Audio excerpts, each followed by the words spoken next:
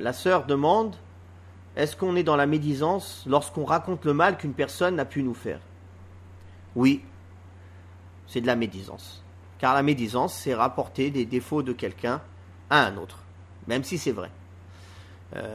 Donc oui, c'est de la médisance. Sauf elle devient permise dans certains cas. Si je me plains à un juge, si je me plains à une personne qui peut régler l'affaire. Et même dans ce cas-là, il ne faut pas que je dépasse le minimum à dire pour que la situation soit comprise.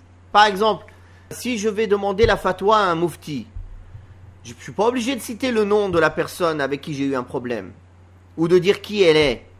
On peut simplement dire, ya cheikh, une personne a fait cela, est-ce que c'est licite ou illicite, par exemple? Ou quel est le statut de l'islam sur tel ou tel acte? Pourquoi quelqu'un est obligé de dire telle personne qui habite dans tel endroit, elle a fait telle chose? Est-ce que c'est nécessaire? Donc aller se plaindre aux gens, raconter sa vie, l'autre il m'a fait ci, l'autre elle m'a fait ça, l'autre il m'a dit ci, c'est de la médisance pure, pour laquelle il n'y a aucune autorisation. Elle raconte pour se vider, elle raconte pas pour chercher une solution, dans le sens où la personne à qui elle parle, elle va pouvoir repousser l'injustice de l'injuste. Même quand la personne raconte dans le sens j'ai besoin d'un conseil, il m'est arrivé telle chose. Souvent ça commence comme ça. À la fin ça finit qu'elle médit sans limite. Et même quand on demande conseil, est-ce qu'on demande conseil à tout le monde? On demande conseil à une personne sage, une personne qui va pouvoir nous donner un bon conseil. Dans ce cas-là, on lui dit, il m'est arrivé telle et telle situation, que me conseillerais-tu dans telle situation? Sans dire de nom.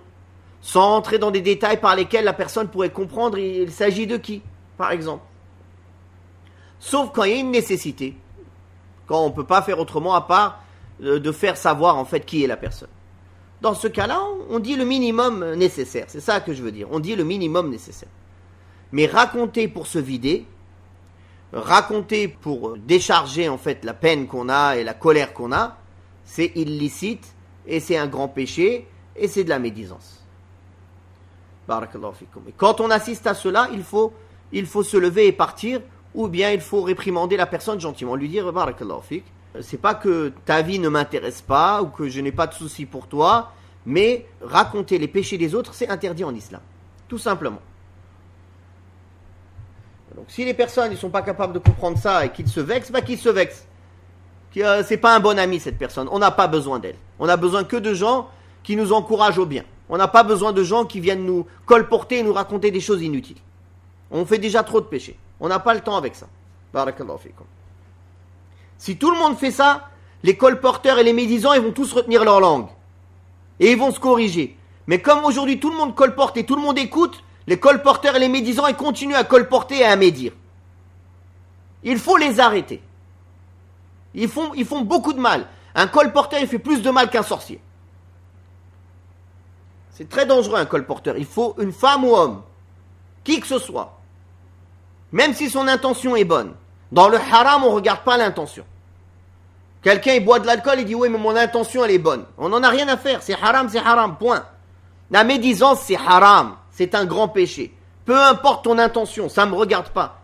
Ça ne rend pas l'acte illicite licite. Et on a dit, il y a un cadre très restreint où c'est permis de médire. Et même quand c'est permis d'une manière restreinte. C'est-à-dire, on dit le minimum nécessaire pour arriver à l'objectif. On ne s'étale pas. Barakallahu fikum, c'est un point très important. Malheureusement, peu de gens en sont épargnés. Très peu de gens en sont épargnés à cette époque. Tenir sa langue. Cette langue-là, c'est la cause de la perte de l'être humain. Combien de hadiths sur les méfaits de la langue? Combien? Le jour où la personne comprend que ces paroles, elles font partie de ces actes qui sont notés, qui seront pesés, il aura tout compris. Il fera attention à ce qu'il dit. Le prophète sallallahu alayhi wa sallam a dit, celui qui croit en Allah et au jour dernier, qu'il dise du bien ou qu'il garde le silence, ou qu'il se taise. Avant de parler, la personne réfléchit. Ce que je dis, c'est du bien? C'est une chose qui plaît à Allah? Ou non? S'il considère que c'est une chose qui plaît à Allah, il l'a dit. Sinon, il se tait. Avec ça, la personne, alhamdulillah, il sera sauvé de tout mal. Combien de mal a fait la langue? La langue, elle fait trop de mal.